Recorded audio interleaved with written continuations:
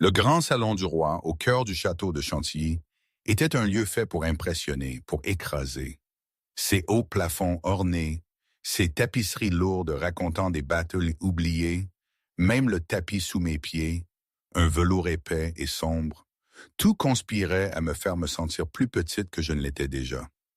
Mais ce matin-là, le poids de la pièce venait surtout des regards. Des dizaines de paires d'yeux, perçantes, méprisantes, curieuses, fixées sur moi. Mon cœur battait la chamade, un tambour fou dans ma poitrine, et je me demandais comment j'avais pu en arriver là. Je me tenais devant le conseil sur l'estrade surélevée, où Julien, le roi Lycaon, était assis sur son trône, l'air impassible. Ses yeux dorés, que je connaissais si bien maintenant, semblaient aussi froids que de l'ambre gelé. Comment est-ce arrivé? Comment suis-je, Sarah, une simple paysanne d'un village d'Alsace, devenue le centre de cette mascarade publique? Je ne sais même plus si c'était un mardi ou un mercredi. Le temps ici était une chose étrange, déformé par l'angoisse et la nouveauté. Lady Murray, notre chef de maison, l'ancienne chef devrais-je dire, se tenait près du conseil, le sourire figé sur son visage. Un sourire triomphant, une lame glacée. C'était elle d'abord qui avait allumé le feu. Voici la fille, avait-elle dit, sa voix pleine d'un dégoût à peine voilé, à Lord Pierre, un vieil alpha aux cheveux d'argent et aux yeux froids comme l'hiver qui venait. La paysanne des territoires de l'Est, sans famille qui compte, sans éducation, sans aucune valeur, si ce n'est celle d'une simple servante. Mes joues brûlaient. J'avais l'impression que chaque mot était une gifle, mais j'avais gardé la tête baissée, les mains jointes devant moi. Les règles. Toujours les règles. Rester discrète, ne rien dire, ne pas lever les yeux. Surtout, ne jamais regarder le roi. Ces règles, je les connaissais par cœur, elles avaient été ma litanie, ma prière silencieuse depuis le jour où les soldats étaient venus me chercher. Lord Pierre s'était tourné vers Julien, son visage plissé. « Votre Majesté, vous devez voir ce que cela représente. Le roi qui s'amuse avec un tribut humain, c'est inconvenant. Cela sape votre autorité. Les autres meutes chuchotent déjà. » Un frisson avait parcouru la salle. Le silence était devenu plus lourd. Puis la voix de Julien avait retenti, calme, dangereuse. « Qu'il chuchote. » « Avec tout le respect que je vous dois, sire, » avait insisté Pierre, pâle. « Nous ne pouvons pas nous permettre la dissidence. L'abolition du système de tribus a déjà causé des troubles parmi les anciens alphas. S'ils croient que vous êtes devenu faible, corrompu par une jeune humaine, choisissez vos prochains mots avec soin, Pierre. » La température dans la pièce avait chuté. J'avais senti le froid me pénétrer jusqu'aux os. Et même si je ne regardais toujours pas, je pouvais imaginer le regard de Julien, l'avertissement dans ses yeux dorés. « Nous ne suggérons rien d'impropre, Votre Majesté. Nous pensons simplement qu'il serait préférable pour le royaume que la jeune femme soit renvoyée dans son village avant qu'un attachement plus profond ne se développe. » Renvoyer. Ce mot m'avait frappé comme un coup physique. Il voulait me jeter, me déchirer de côté, faire comme si rien de tout cela n'était jamais arrivé. Une partie de moi, l'ancienne Sarah, celle qui avait toujours cherché la sécurité, murmurait que peut-être ils avaient raison. J'étais une paysanne, une moins que rien. Je n'avais pas ma place aux côtés d'un roi. Si je partais maintenant, je pourrais retrouver ma vie tranquille, mon existence invisible. Je pourrais être en sécurité à nouveau. Mais en sécurité de quoi? De l'amour? De l'homme qui s'était agenouillé à mon chevet et m'avait promis d'attendre ma confiance? Du premier vrai bonheur que j'avais jamais connu? On n'a pas demandé à la jeune femme sa préférence.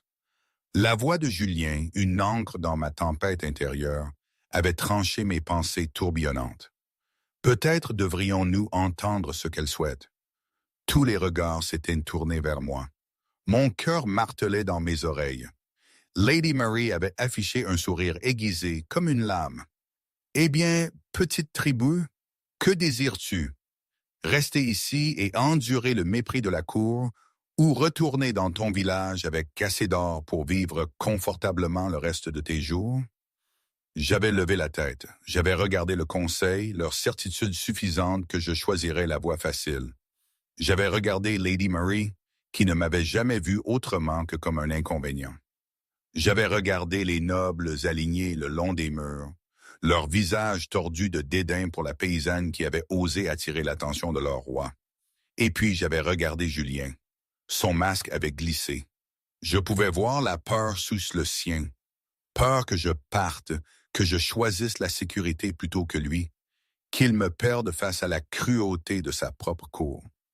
Il serrait si fort les bras de son trône que ses jointures étaient devenues blanches. Il m'avait donné un choix, un vrai choix, comme il l'avait promis. Il ne me commandait pas de rester, n'utilisait pas son pouvoir pour me forcer la main. Il attendait, terrifié, que je me décide. Et à ce moment-là, j'avais réalisé quelque chose. Je n'étais plus la fille effrayée qui était arrivée dans ce château il y a 2 mois. Je n'étais plus le tribut qui gardait la tête baissée et la bouche fermée, priant pour ne pas être remarqué. Julien m'avait vu, vraiment vu. Et dans ses yeux, j'avais découvert quelqu'un qui valait la peine d'être vu, quelqu'un d'assez courageux pour choisir. Je veux rester. Ma voix avait résonné, claire et forte, me surprenant moi-même. Je veux rester avec lui. Les mots étaient sortis, un peu hésitants sur la fin, car j'évitais toujours ces termes trop définis, ces mots que la légende associait à leur espèce. Mais le sens était là. Des murmures de stupéfaction avaient parcouru la salle. Le visage de Lady Murray était devenu livide. « Lui ?» s'était exclamé Lord Pierre bafouillant. « Vous osez prétendre? » « Elle ne prétend rien. » Julien s'était levé de son trône et soudain, la pièce avait semblé très petite. Je la réclame devant ce conseil, devant cette cour, devant chaque loup de mon royaume. Je réclame Sarah des territoires de l'Est comme la personne qui est faite pour moi, mon égale, ma reine. Le silence, un silence assourdissant, absolu. Puis Julien était descendu de l'estrade, ses yeux ne quittant jamais mon visage. Il s'était arrêté devant moi, si près que je pouvais sentir la chaleur de son corps, et avait pris mes mains dans les siennes. J'aurais dû le faire plus tôt, avait-il dit doucement, pour mes oreilles seules. J'aurais dû te déclarer dès que j'ai su. Pardonne-moi de les avoir laissés te faire douter. Il n'y a rien à pardonner. J'avais serré ses mains. J'avais besoin de choisir par moi-même. J'avais besoin de savoir que je pouvais. Et maintenant, tu sais. Maintenant, je sais. Il m'avait embrassé alors devant toute la cour. Pas un baiser doux, pas un baiser hésitant. C'était une affirmation, féroce et possessive et indéniablement finale. Ses bras s'étaient enroulés autour de ma taille, me soulevant contre lui, et j'avais fondu en lui comme si j'avais attendu ce moment toute ma vie. Quand nous nous étions enfin séparés, tous deux haletants, j'avais vu que ses yeux étaient devenus entièrement dorés. Son côté plus animal était proche de la surface, à peine contenue. Et quand il avait parlé à nouveau, sa voix était rauque d'une chose primale. Quiconque remet en question la place de ma reine à mes côtés, me remet en question. Il n'avait pas élevé la voix. Il n'en avait pas eu besoin. Quiconque lui manque de respect à son roi. Et quiconque tente de lui nuire ou de la chasser devra répondre à ce que je suis. Il s'était tourné vers le conseil, un bras toujours fermement autour de ma taille. C'est clair? Un par un, les membres du conseil avaient baissé la tête, même Lord Pierre, même Lady Murray, bien que son visage fût tordu d'une fureur à peine dissimulée. Bien, la voix de Julien s'était adoucie. Alors cette affaire est close. Ma reine et moi avons un mariage à organiser. Il m'avait conduite hors du grand salon, devant les nobles qui s'inclinaient, les serviteurs stupéfaits et les gardes qui s'écartaient sans un mot. Ce n'est que lorsque nous avons atteint l'intimité de l'aile royale que je m'étais autorisé à respirer. Un mariage, avais-je murmuré, à peine. L'expression féroce de Julien s'était transformée en quelque chose de chaleureux, presque enfantin. Si tu le veux bien. J'avais ri, un vrai rire libre et lumineux. Je viens de te proclamer comme le mien devant toute ta cour. Je pense que nous avons dépassé le si. Il m'avait serré contre lui, pressant son front contre le mien.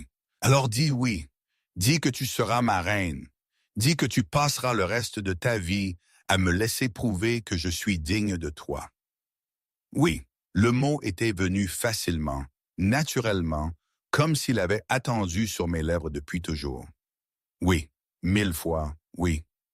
Il m'avait embrassé à nouveau, plus doucement cette fois, pleine de promesses, et j'avais su avec une certitude absolue que j'avais enfin trouvé ma place. Tout cela, bien sûr, est la fin de l'histoire, ou presque. Pour comprendre comment nous en sommes arrivés là, à ce moment précis de défi et de déclaration, il faut remonter un peu. Beaucoup plus tôt, en fait. À ce jour maudit où j'ai franchi les portes du château, ignorant tout de ce qui m'attendait. Je me souviens des règles. Elles étaient si simples, si claires. Garder la tête baissée, garder la bouche fermée, et sous aucune circonstance, jamais, adresser la parole au roi Lycaon. Je les répétais comme une prière silencieuse, alors que je suivais les autres filles. Nous étions 12 en tout, à travers les lourdes portes du château de Chambord, tirés de villages disséminés dans les territoires conquis pour servir dans la maison du roi. C'était le paiement pour la paix, disaient les soldats. Une sorte de dîme de jeunes femmes pour cuisiner, nettoyer et faire tout ce que la bête sur le trône exigerait. Je savais ce que cela signifiait. J'avais entendu les histoires, les murmures au coin du feu dans notre petit village d'Alsace. Le roi Lycaon était ancien, un monstre cruel qui avait unifié les meutes par le sang et la terreur. Les femmes qui lui déplaisaient disparaissaient. Celles qui attiraient son regard connaissaient un sort pire encore. Alors je serais invisible. J'étais doué pour ça. Lady Mary, la chef de maison, une femme austère dont les yeux ne laissaient transparaître aucune émotion, nous avait alignés dans le grand hall d'entrée pour l'inspection. Je fixais le sol, les mains jointes devant moi, ma respiration superficielle et silencieuse.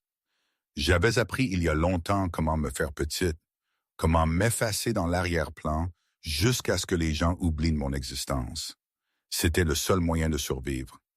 Vous ne parlerez que si vos supérieurs directs vous adressent la parole, avait annoncé Lady Mary, arpentant le sol devant nous.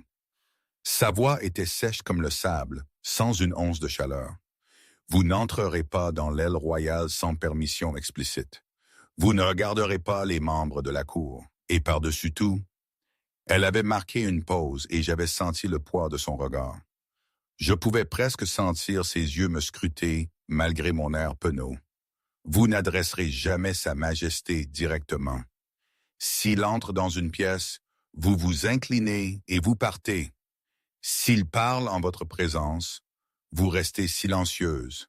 C'est compris? Un murmure d'assentiment avait couru parmi les autres filles. Moi, je n'avais rien dit. Parler attirerait l'attention, et l'attention était dangereuse. Vous? Lady Mary s'était arrêtée devant moi. M'avez-vous entendu? J'avais hoché la tête, toujours sans lever les yeux. Je vous ai posé une question. Répondez. Oui, madame. Ma voix était sortie à peine un murmure. Je comprends. Une longue pause, puis Lady Mary était passée, et je m'étais permis de respirer.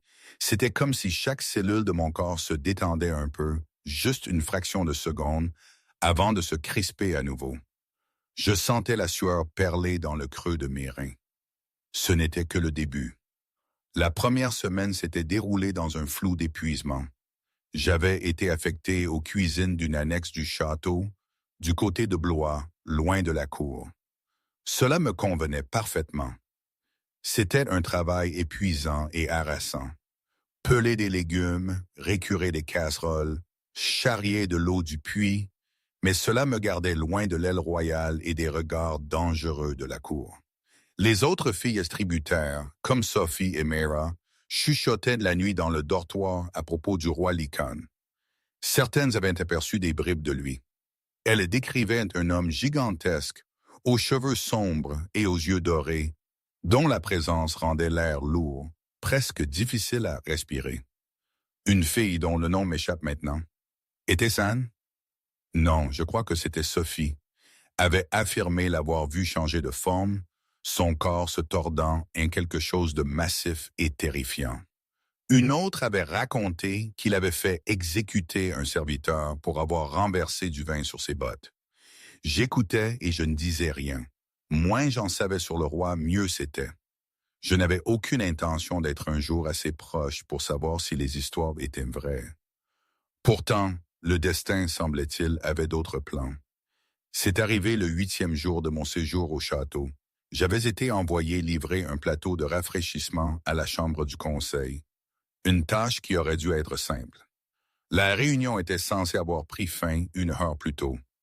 La pièce était censée être vide. Elle ne l'était pas.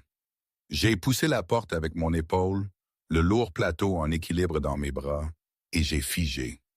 Le roi Lycan était assis seul au bout de la grande table, entouré de cartes et de documents. Il a levé les yeux quand je suis entré, et nos regards se sont croisés avant que je puisse me souvenir de détourner le mien. Dorés, ses yeux étaient dorés comme du miel fondu, comme la lumière du soleil à travers l'ambre. Et ils étaient fixés sur moi avec une intensité qui m'a fait oublier comment bouger, m'incliner et partir, m'incliner et partir, m'incliner et partir. Mon corps ne voulait pas obéir. Je suis resté là, piégé dans son regard, le plateau tremblant dans mes mains. Il était énorme. Même assis, je pouvais dire qu'il dépassait les hommes ordinaires. Ses épaules étaient énormes, ses bras épais de muscles, ses cheveux sombres, tombant derrière son col en vagues. Tout en lui rayonnait de puissance, contenu, contrôlé, mais indéniablement présent. Et il me regardait comme s'il n'avait jamais vu une femme auparavant. « Vous êtes nouvelle. » Sa voix a brisé le sortilège, profonde et rauque comme des pierres qui s'entrechoquent. Mes jambes ont failli flancher. Il m'avait parlé. Le roi m'avait parlé. Je n'étais pas censé répondre. Je n'étais même pas censé être ici. Je devais poser le plateau et partir, et prier pour qu'il oublie mon visage. Je vous ai posé une question. Oh mon Dieu, je devais répondre. Ne pas répondre à une question directe du roi était sûrement pire que de lui parler. Oui, Votre Majesté. Les mots sont sortis étranglés. Je suis arrivé il y a 8 jours avec le groupe de tribus. Je gardais les yeux fixés sur le sol maintenant, mais c'était trop tard. Mon cœur battait si fort que j'étais certaine qu'il pouvait l'entendre. Un long silence, puis le grincement d'une chaise. Il se levait. Il marchait vers moi. J'ai arrêté de respirer entièrement. Ses bottes sont entrées dans mon champ de vision. Du cuir noir poli jusqu'à briller, il s'est arrêté à moins de 60 centimètres et je pouvais sentir la chaleur rayonnant de son corps. Je pouvais sentir quelque chose de sauvage et de boisé qui me faisait tourner la tête. Regardez-moi. Un ordre auquel je ne pouvais désobéir. Lentement, terrifié, j'ai levé les yeux. De près, il était encore plus écrasant. Mâchoire affûtée, pommettes saillantes, un visage qui aurait pu être sculpté dans la pierre. Mais ce sont ses yeux qui me tenaient, ses yeux dorés qui semblaient me voir à travers ma peau, jusqu'à quelque chose en dessous. « Quel est votre nom ?» a-t-il demandé. « Sarah, votre majesté. »« Sarah » a-t-il dit lentement, comme s'il goûtait chaque lettre. « Vous avez peur de moi. » Ce n'était pas une question. J'ai quand même hoché la tête, incapable de mentir. Quelque chose a clignoté dans son expression. Pas de la colère, quelque chose de plus doux, presque de la douleur. « Ils vous ont dit de ne pas me parler, a-t-il dit. N'est-ce pas? Oui, Votre Majesté. Et pourtant, vous êtes là à me parler. Ma gorge s'est serrée. Vous m'avez parlé le premier. Je ne savais pas quoi faire d'autre. Pendant un instant, il m'a simplement regardé. Puis, de manière improbable, le coin de sa bouche a tressauté. « Non, a-t-il murmuré. Je suppose que non. » Il a tendu la main et j'ai reculé, une réaction instinctive née d'années à apprendre que les mains signifiaient la douleur. Mais il a seulement pris le plateau de ma prise, ses doigts frôlant les miens. Ce contact a envoyé une décharge dans tout mon corps, électrique, vivante, comme rien que je n'ai jamais ressenti. Ses yeux se sont légèrement élargis. Il l'avait senti aussi. « Allez, a-t-il dit, sa voix plus rauque qu'avant. Retournez à vos tâches. » Je n'ai pas eu besoin de me le faire dire 2 fois. J'ai fait une révérence maladroite et j'ai fui, le cœur battant, ma peau toujours picotante là où il m'avait touché.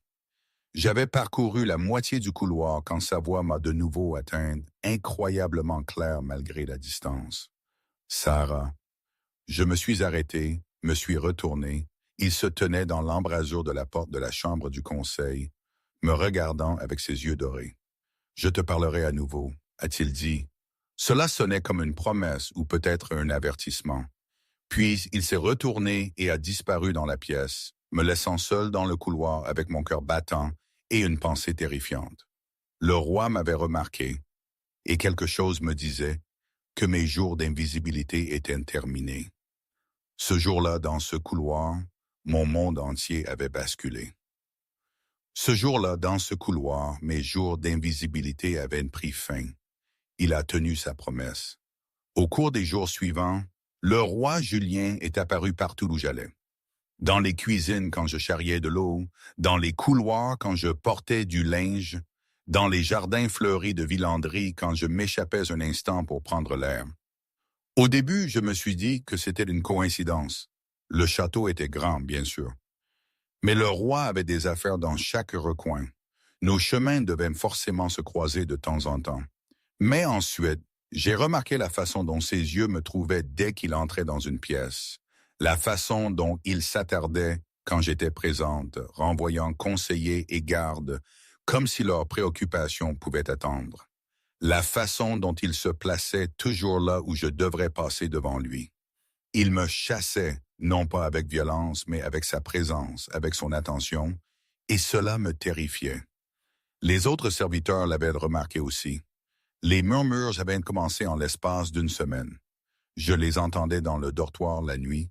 Je sentais le poids des regards soupçonneux pendant les repas. Les autres filles tributaires, celles qui étaient arrivées avec moi, Sophie, Mara, je ne me souviens plus de leur nom à toutes, commençaient à prendre leur distance, comme si tout ce qui avait attiré l'attention du roi pouvait être contagieux.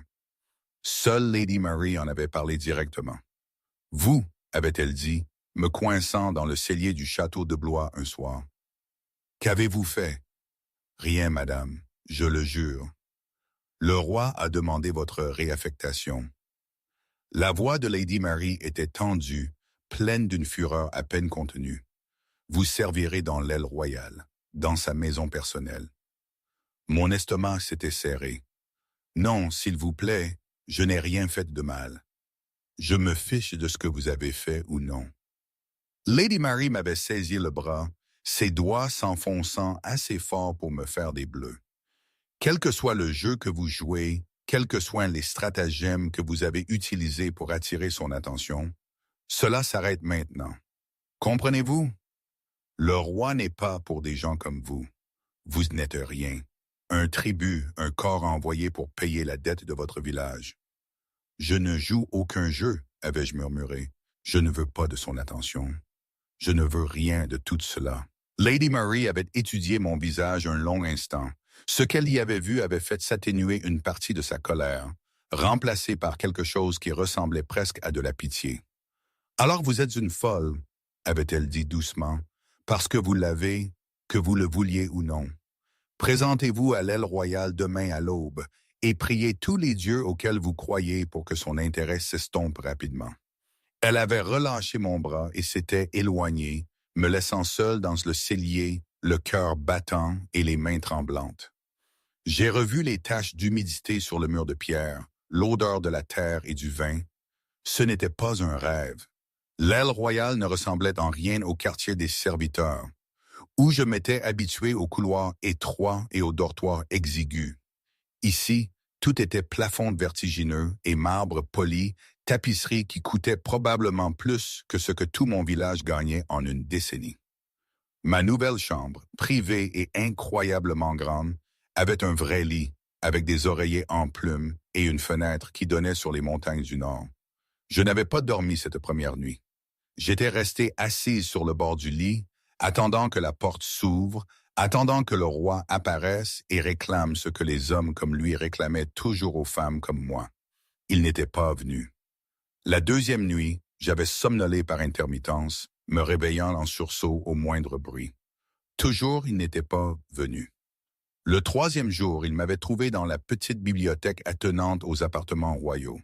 J'étais en train d'épousseter les étagères, ma tâche assignée, bien que je soupçonnais que c'était une excuse pour me garder à proximité, quand sa voix était venue de l'embrasure de la porte. « Vous n'avez pas dormi. » J'avais tourné sur moi-même, manquant de faire tomber mon chiffon. Il se tenait là dans des vêtements simples, sans couronne, sans tenue formelle. Il avait l'air presque ordinaire, presque humain, sauf pour ses yeux dorés et anciens qui en voyaient trop. « Je vais bien, Votre Majesté. » « Vous mentez. » Il était entré dans la pièce et j'avais instinctivement reculé. Il l'avait remarqué. J'avais vu le scintillement de quelque chose de douloureux traverser son visage, mais il n'avait pas avancé davantage.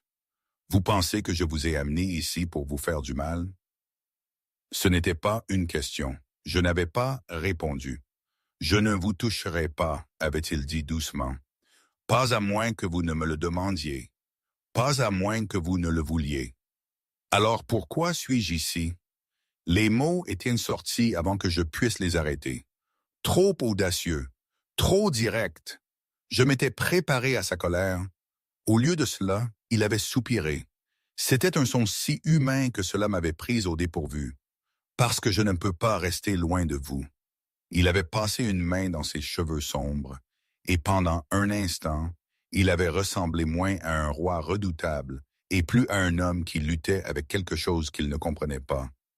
J'ai essayé, croyez-moi, j'ai essayé, mais chaque fois que je suis dans une pièce et que vous n'êtes pas là, j'ai l'impression qu'il me manque quelque chose d'essentiel, comme si je ne pouvais pas respirer correctement avant de vous revoir. Je l'avais regardé, bouche bée. Ça n'a pas de sens. Non, ça n'en a pas. Il avait ri, mais sans humour. J'ai 352 ans. J'ai gouverné ce royaume pendant 2 siècles. J'ai mené des guerres, tué des ennemis, bâti un empire. Et pendant tout ce temps, je n'ai jamais rien ressenti de tel que ce que je ressens quand je vous regarde. Mon cœur battait la chamade. Que ressentez-vous? Comme si je vous avais attendu. Sa voix avait baissé. Comme si vous étiez la réponse à une question que je ne savais pas me poser. Je secouais la tête. Je ne suis personne. Je suis un tribut d'un village conquis. Je suis.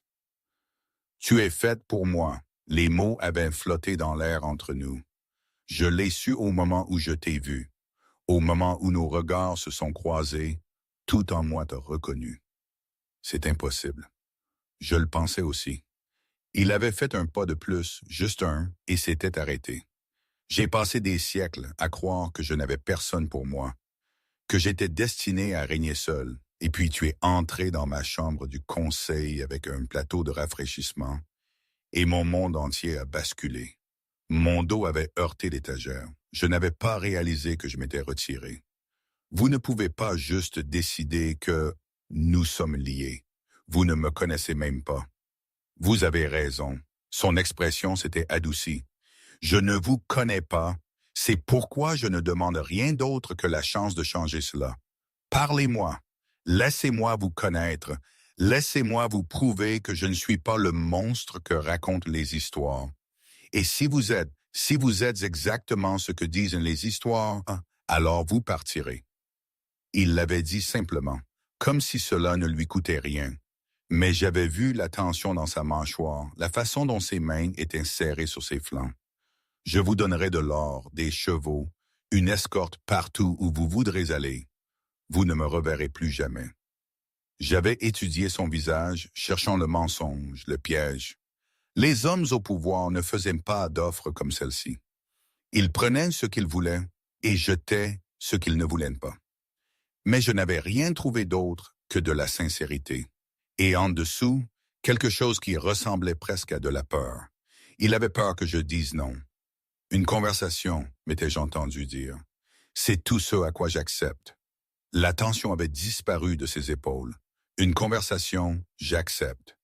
Il avait désigné une paire de chaises près de la fenêtre, et après un instant d'hésitation, je m'étais assise. Il avait pris la chaise en face de moi, laissant une distance prudente entre nous. « Parlez-moi de votre village », avait-il dit. « Parlez-moi de votre vie avant de venir ici. » Alors je l'avais fait, hésitante au début, puis avec une aisance croissante. Je lui avais parlé de la rivière qui coulait derrière la chaumière de ma famille en Alsace, de ma mère morte jeune, de mon père qui avait fait de son mieux mais ne s'était jamais vraiment remis de la perte. Je lui avais raconté le jour où les soldats étaient venus, le fait d'être choisi comme tribu, la terreur du voyage vers le château. Il avait écouté sans m'interrompre. Ses yeux dorés n'avaient jamais quitté mon visage, mais il n'y avait aucune fin en eux, seulement de l'attention, seulement de l'intérêt. Quand j'eus fini, il était resté silencieux un long moment. « Merci », avait-il dit finalement, « de m'avoir fait confiance pour ça. » J'avais cligné des yeux. Personne ne m'avait jamais remercié de parler de moi. Personne n'avait jamais agi comme si mes mots étaient un cadeau digne d'être reçu. Quelque chose s'était déplacé dans ma poitrine, une minuscule fissure dans le mur que j'avais construit autour de moi. Je n'y faisais pas confiance, je ne lui faisais pas confiance. Mais pour la première fois depuis mon arrivée dans ce château, je pensais que peut-être, juste peut-être, j'en avais envie. Moment, ici, je dois juste faire une pause. Tout ça, cette situation avec Julien, le roi et moi, c'était d'une absurdité totale. Je veux dire, réfléchissez un instant, un souverain séculaire qui sort de nulle part en affirmant qu'une femme ordinaire, moi et ça. Enfin, peu importe. Dans mon village, en Alsace, on aurait dit « il est complètement fou ». Ou bien « c'est une histoire de fou pour voler les jeunes filles ». Mais peut-être que c'était précisément le problème.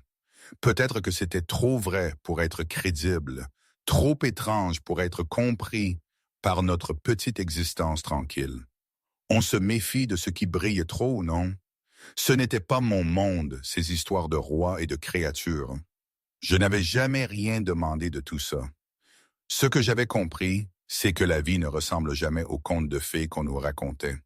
Il y avait toujours une zone d'ombre, une part de vérité dérangeante qu'on nous cachait. Et ici, je me sentais prise entre une réalité cauchemardesque et une histoire trop belle pour être vraie. Bref, revenons à nos moutons, ou plutôt à mes propres turpitudes royales. Une conversation était devenue 2, puis 5, puis plus que je ne pouvais compter. Chaque soir, après que mes tâches fussent terminées, Julien, il m'avait demandé de l'appeler ainsi, bien que le nom me semblait encore étrange sur la langue, me trouvait dans la bibliothèque. Nous nous asseyions près de la fenêtre, tandis que le soleil se couchait sur les montagnes, et nous parlions. Il me racontait son enfance, des siècles auparavant, lorsque les meutes lycanthropes étaient dispersées et en guerre. Son père, un alpha brutal qui avait chassé la faiblesse de ses fils à coups de poing et de fureur. Sa mère, une femme douce qui était morte en essayant de le protéger d'un de ses passages à tabac. Les décennies de guerre qu'il avait fallu pour unir les meutes, le sang sur ses mains, la couronne qu'il n'avait jamais voulu mais ne pouvait refuser. « Ils m'appellent un monstre », avait-il dit d'un soir, sa voix lointaine. Et ils n'ont pas tort. J'ai fait des choses monstrueuses, tué des hommes qui ne méritaient probablement pas de mourir, rasé des villages qui me défiaient, bâti mon royaume sur des eaux. Je regardais la lumière du feu danser sur son visage. Le regrettez-vous? Une partie, pas tout. Il avait rencontré mon regard. Je regrette les innocents qui ont souffert, mais je ne regrette pas d'avoir créé un monde où mon peuple peut vivre sans crainte, où les enfants ne sont pas massacrés dans des disputes territoriales, où les femmes ne sont pas, il s'était arrêté, la mâchoire serrée, ne sont pas quoi? Ne sont pas traités comme des prix à gagner ou des punitions à endurer. Sa voix était rauque, le système de tribu. Je l'ai hérité de mon père. J'ai essayé de le démanteler pendant des décennies, Mais les anciens alphas résistent. Ils le considèrent comme leur droit. J'avais retenu mon souffle. Vous essayez d'y mettre fin? J'y mets fin. Votre groupe était le dernier. J'ai déjà envoyé le mot au territoire. Plus de tribus. Tout alpha qui défiera l'ordre me répondra personnellement. Je l'avais fixé. Pendant tout ce temps, j'avais supposé que le système de tribus était son œuvre, sa cruauté. Au lieu de cela, il s'était battu contre elle, travaillant à épargner d'autres filles du sort que j'avais craint. Pourquoi ne me l'avez-vous pas dit? M'auriez-vous cru? Il avait souri, mais c'était un sourire triste. Vous êtes venu ici en vous attendant à un monstre. Je ne voulais pas vous convaincre avec des mots. Je voulais vous montrer avec des actions. Quelque chose s'était brisé dans ma poitrine. Les derniers vestiges du mur que j'avais construit s'effondraient sous le poids de qui il était réellement. Vous n'êtes pas ce à quoi je m'attendais, avais-je murmuré. Vous non plus. Parfois, quand je n'arrivais pas à dormir, je pensais à mon père, là-bas dans notre petite maison d'Alsace, aux vignes qu'il cultivait, aux mains calleuses qu'il avait et à sa façon de dire toujours « Ne fais confiance à personne dont la voix est trop douce ou la promesse trop belle. » Il parlait des marchands sur le marché, de leurs paroles mielleuses pour vendre des babioles. Mais maintenant, ici dans ce château de rêves et de cauchemars, je le comprenais différemment. Julien, les promesses qu'il me faisait, cette douceur qu'il affichait, tout cela me semblait à la fois merveilleux et terrifiant. Une perfection illusoire, comme une façade fragile. Et je savais, au fond de moi, que la perfection n'existait pas, surtout pas pour moi. C'était la leçon la plus dure que j'ai jamais apprise, bien avant d'arriver ici. Les cauchemars avaient commencé cette même semaine. J'en avais toujours eu. Des fragments de la mort de ma mère, du chagrin de mon père, des soldats qui m'avaient arraché à ma maison. Mais ils avaient été gérables, des terreurs silencieuses que je pouvais avaler au réveil. Maintenant, ils étaient pires, vifs, inéluctables. Je rêvais que les yeux dorés de Julien devenaient froids, ses mains douces, cruelles, sa voix douce se durcissant en un ordre que je ne pouvais refuser. Je me réveillais en haletant, trempé de sueur, mon cœur battant si fort que cela faisait mal. La 5e nuit, je me suis réveillé et l'ai trouvé debout dans l'embrasure de ma porte. « Je vous ai entendu crier, a-t-il dit doucement. À travers les murs. » J'avais tiré les couvertures jusqu'à mon menton, la honte inondant mes joues. « Je suis désolé, je ne voulais pas vous déranger. » Ne. Il avait fait un pas dans la pièce, puis s'était arrêté comme s'il se souvenait de sa promesse de ne pas s'approcher sans permission. « Ne vous excusez pas. Dites-moi ce qui ne va pas. Ce n'est rien, juste des rêves. Des rêves qui vous font crier ne viennent pas de rien. » Sa voix était douce mais ferme. « Parlez-moi, Sarah, s'il vous plaît. Peut-être était-ce l'heure tardive. Peut-être était-ce la façon dont il se tenait là, si prudent de ne pas m'envahir, si désireux d'aider. Peut-être étaient-ce les semaines de conversation qui avaient lentement écaillé mes défenses. Quelle qu'en fût la raison, je lui avais raconté. Je lui avais parlé des rêves, de la façon dont ils avaient commencé avec de l'espoir. Nous deux marchant ensemble, parlant, riant, puis s'étaient tordus en quelque chose de sombre. Comment le Julien du rêve m'agrippait le poignet et serrait jusqu'à ce que j'entende les os craquer. Comment il riait de mes tentatives de fuite, me disait que je n'avais jamais été rien d'autre qu'une proie. Je sais que ce n'est pas réel, avais-je conclu, ma voix brisée.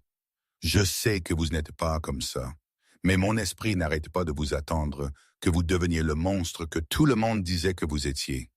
Julien était resté silencieux un long moment. Puis, lentement, il avait traversé la pièce et s'était agenouillé près de mon lit, sans me toucher, juste près. « Je vais vous dire quelque chose, avait-il dit, et j'ai besoin que vous l'entendiez. Que vous l'entendiez vraiment, intelligente. » J'avais hoché la tête, les larmes brouillant ma vision. « Vous avez passé toute votre vie à entendre dire que les hommes de pouvoir l'utiliseront pour vous faire du mal, que vous n'êtes pas en sécurité. Que votre seule option est d'être petite et silencieuse, et d'espérer qu'il ne vous remarque pas. Ses yeux dorés tenaient les miens, féroces et brillants. Et puis vous avez été arraché à votre foyer et envoyé dans le château d'un roi Lycaon.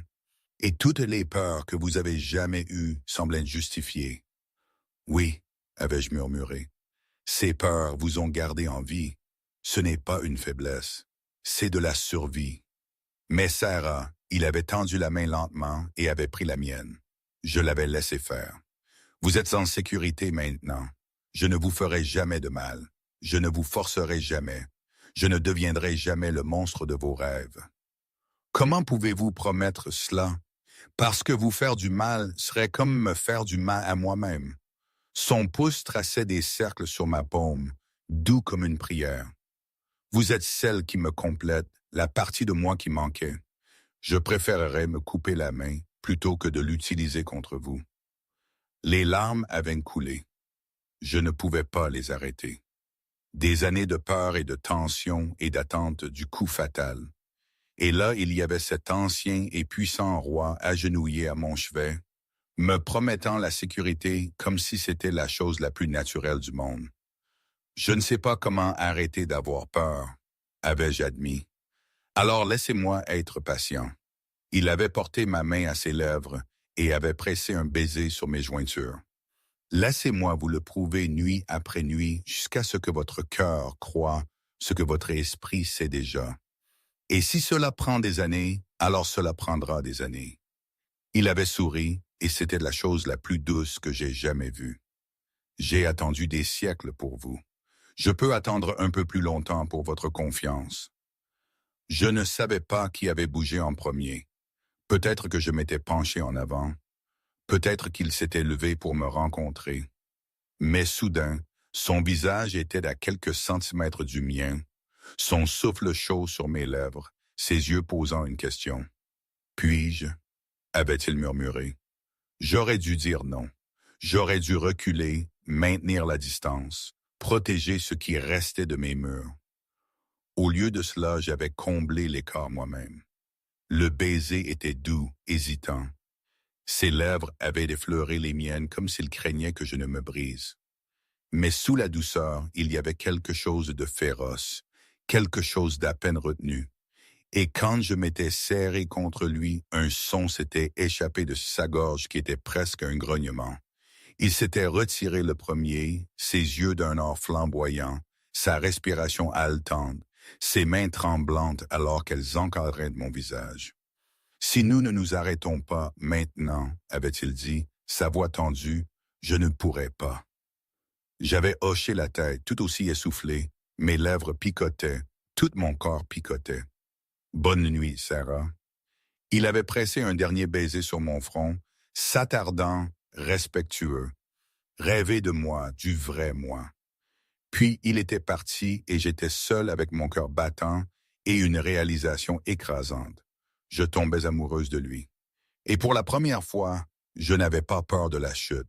À ce moment-là, avec sa main sur la mienne, que feriez-vous? Lui auriez-vous fait confiance? Lady Murray, elle, a vécu ce jour-là, le jour de la confrontation au conseil, d'une toute autre manière. Elle m'en a parlé bien plus tard, et c'était presque risible, si ce n'était pas si tragique pour elle. Pour Lady Murray, il ne s'agissait pas seulement d'une paysanne. Il s'agissait de l'ordre, du respect, de la lignée.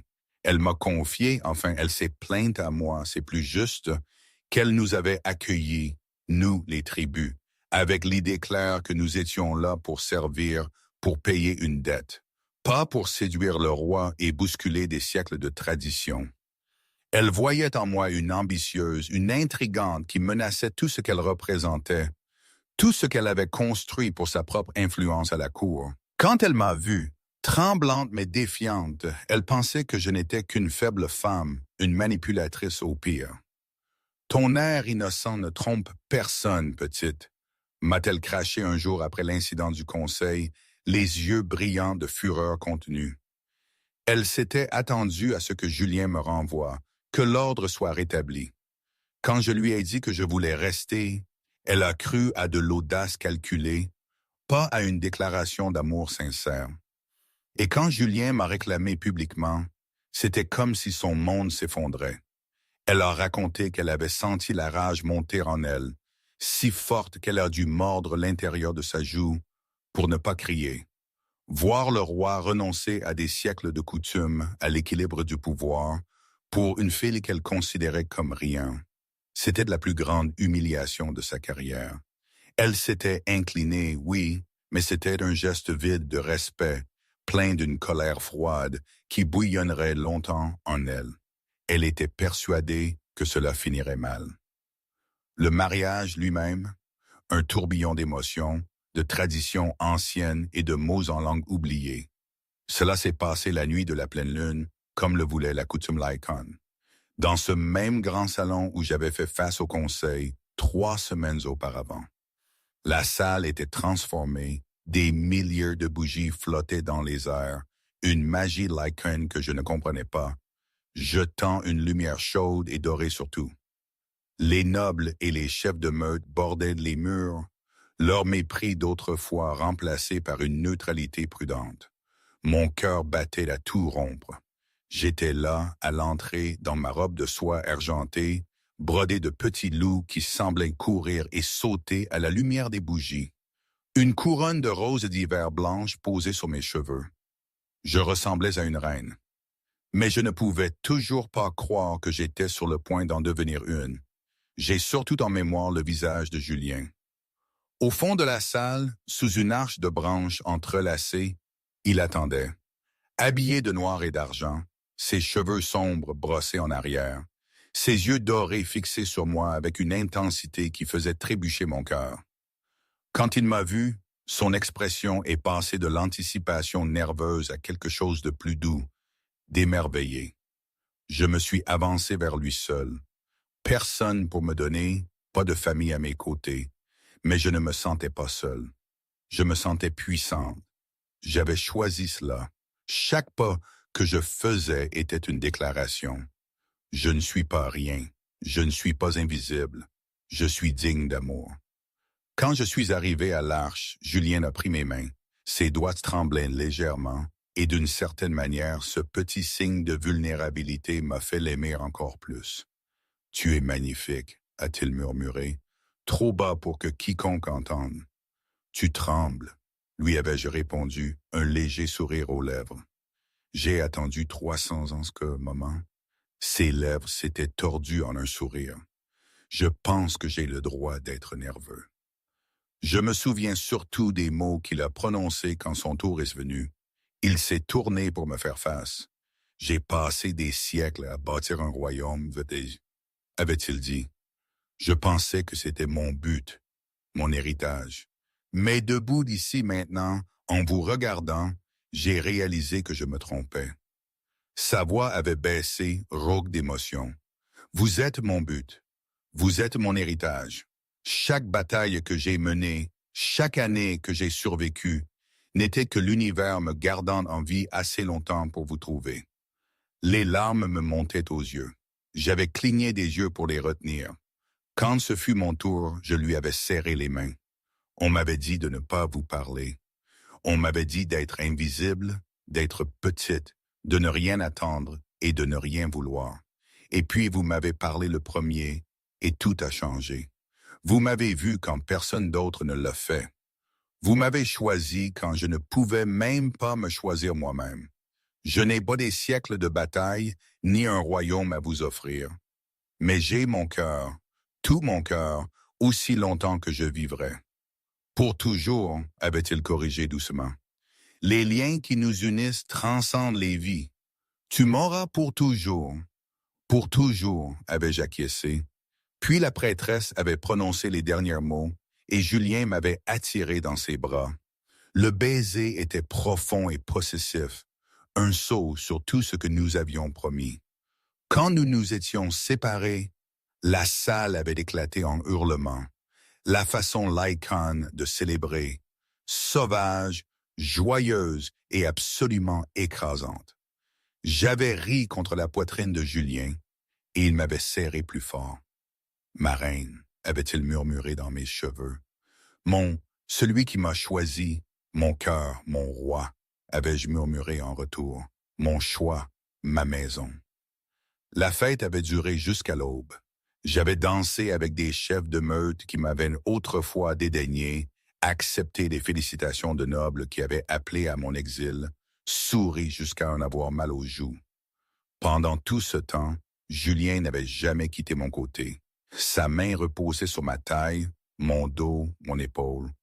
Toujours en contact, toujours à me réclamer, comme s'il ne pouvait pas croire que j'étais réel. Lorsque nous nous étions finalement retirés dans nos appartements, je m'attendais à l'épuisement.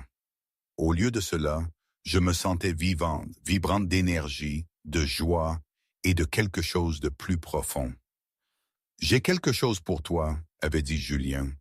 Il avait traversé la pièce jusqu'à son bureau et était revenu avec une lettre, le sceau déjà brisé. Ceci est arrivé hier, avait-il dit, de ton village. Mon cœur s'était serré. Je n'avais pas pensé à mon village en Normandie depuis des semaines. Je ne m'étais pas autorisé à le faire. Mon père m'avait laissé partir sans lutter, acceptant la pièce d'or des soldats sans me regarder. Je m'étais dit que je m'en fichais. Je m'étais menti. J'ai pris la lettre d'une main tremblante et j'ai lu. « Ma fille, la nouvelle de ton mariage avec le roi Licain nous est parvenue. Tout le village est sous le choc. Les soldats qui t'ont emmené s'inclinent maintenant quand ils passent devant notre chaumière, comme si ton élévation avait en quelque sorte nous aussi élevés. Ta belle-mère est furieuse.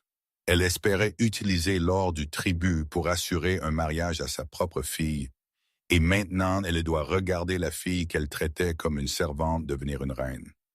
Je confesse trouver une certaine satisfaction dans son mécontentement. J'aurais dû me battre pour toi. J'aurais dû refuser qu'il t'emmène. J'étais faible et je regretterai cette faiblesse jusqu'à mon dernier jour. Mais si tu as trouvé le bonheur, alors peut-être que quelque chose de bon est ressorti de mon échec. Je suis fier de toi, Sarah. Plus fier que je n'en ai le droit. Ton père. J'ai lu la lettre 2 fois, puis je l'ai pliée soigneusement et l'ai mise de côté. Tu vas bien? Avait demandé Julien. Oui, j'ai souri et j'ai constaté que je le pensais. Je pense que oui, je le suis enfin. 2 ans plus tard, je me tiens sur le balcon de l'aile royale au château d'Amboise, regardant le soleil se lever sur les montagnes. Le royaume a changé depuis mon arrivée, depuis que je suis reine. Le système de tribus a été entièrement aboli. Les villages humains ne sont plus des territoires conquis, mais des alliés protégés. Les anciens alphas qui avaient résisté aux réformes de Julien ont été remplacés par des loups plus jeunes qui comprennent que la force n'exige pas la cruauté. Et moi-même, j'ai changé de plus. La fille qui était arrivée dans ce château sans rien, sans famille, sans voix, sans espoir, est devenue une femme qui siège aux réunions du conseil et plaide pour les vulnérables, qui visite les villages et écoute les préoccupations des gens ordinaires, qui a trouvé sa voix et appris à l'utiliser. Des bras s'enroulent autour de moi par derrière, et je me penche contre la chaleur de Julien. « Tu es levé tôt », murmure-t-il contre mon cou. Je n'arrivais pas à dormir. Je souris. Je pensais au jour de notre rencontre, comme j'étais terrifié, comme j'étais certaine que tu me détruirais. Et maintenant, je me tourne dans ses bras pour lui faire face. La lumière du matin attrape ses yeux dorés et je m'émerveille, comme toujours, de l'amour que j'y trouve. Maintenant, je connais la vérité. Tu ne m'as pas détruite. Tu m'as aidé à me trouver. Je t'aime. Je t'aime aussi, dit-il simplement, comme il le faisait toujours, comme si c'était la chose la plus naturelle du monde. Je me lève sur la pointe des pieds et l'embrasse doucement. Mon roi fuit, mon amour, ma maison. Il me serre plus fort et je fonds en lui. Cet homme qui m'avait parlé alors qu'il m'était interdit de parler, qui m'avait vu quand j'étais invisible, qui m'avait choisi quand je n'avais rien. On m'avait dit de ne pas parler au roi. Je suis si heureuse qu'il ait parlé le premier. Et aujourd'hui, je ne sais pas. Parfois, je pense que c'était la meilleure chose qui pouvait m'arriver. Parfois, je pense que j'ai commis une erreur monumentale, une folie. Mais souvent, c'est les deux. C'est la vie, non? Non, rien n'est jamais simple, tout est mélangé, rien n'est évident, rien n'est parfait. Mais c'est la mienne, et ça, c'est quelque chose qui compte plus que